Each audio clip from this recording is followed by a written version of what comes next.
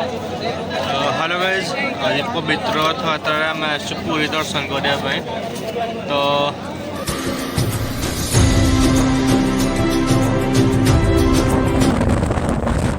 तो आज सका 8टा बेले आम खाई पीकी आराम से माने पलि आसु पूरी दर्शन करने रथ तो देखापी तो मिछ संसार हल्का टे मिछ कहीदेक आम पलि आसु पुरी कौन एत दूर तो से छाड़बेनि पूरी प्रबल भिड़ भी तो से पूरी गले फोन करके जनईदेव बोली से ये आम पलि आसलु पूरी तो पाग एकदम ठीक थिला किसी एमती खरा ये ना हल्का हल्का वर्षा होता तो पाखापाखि 4.5 घंटा 5 घंटा गाड़ी चलला पाखापाखि पूरी पहुँची गलु एठी देखला बेलू प्रायतः भिड़ तो नाला किंतु सब मैनेजमेंट भी ठीक थिला गाड़ी फाड़ी सब माने हल्का बेस जाम नाला तो आम जमती सेमती कष्ट पूरी पलि आसलु बड़ मुस्किल पार्किंग जगह माने खोजी आम पार्किंग करी आम पलि आसलु बड़दाण्ड को से लोक देखिए आम आश्चर्य पुण में आम भावी नु जे एत भिड़ हो गोटे भिड़ थिला माने आम भावुलु जो प्रबल भिड़ हो पूरा मैक्सिमम कौटे भी गोड़ रखापी जगह ना छाड़ू जहाँ भी हो बड़ मुस्किल आम पलि आसलु मंदिर पाखु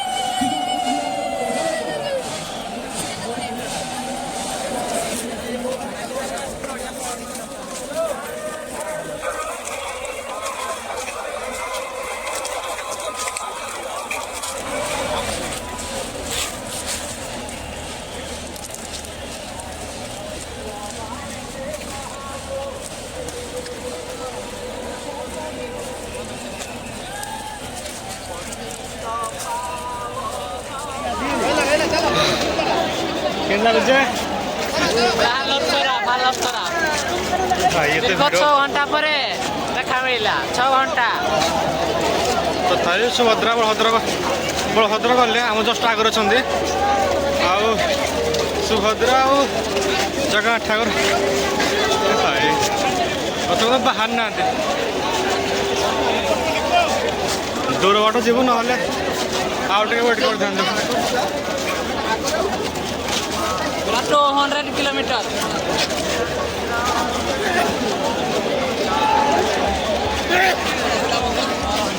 इधर साइड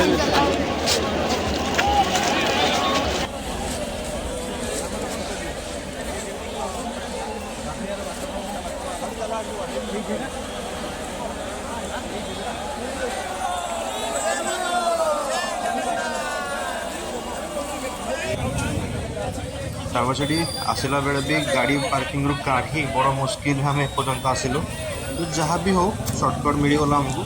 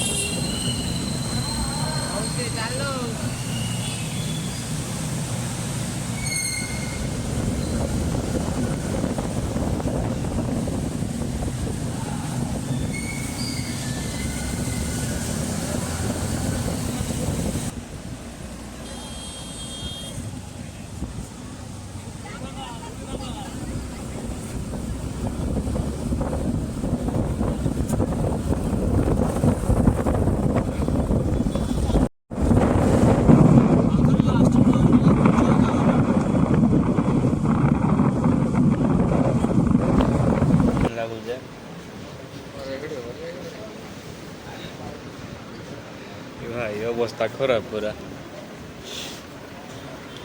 मुंड के बिताड़ वाला मुंडा बिंदु जी मोर तो कुकुर चारे ने ठीक लागियो मो जो माने गुना खिडा हले कुकुर चारे तो बहुत ठीक लागियो कुकुर चारे मते किछ लागियो नै 6 घंटा काल वेट कर जंदे आखि आखि भल लाल फेर जगह को देखा करि पारिनी देखा है नि मूल हेई ना एई पाखड़ी जाइतले जाइतले दर्शन हे जे किंतु रथ काई गडला का देखले लेट ला पळे आछलो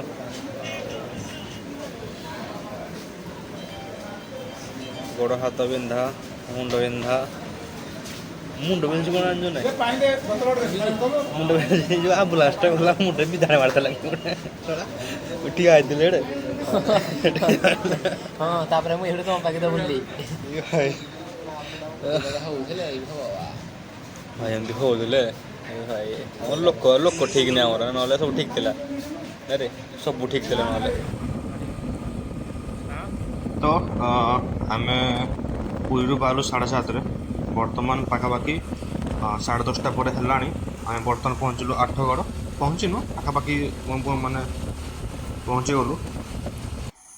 तो राति 1 बेले 1 हो गला घर को आसु तो आसिकी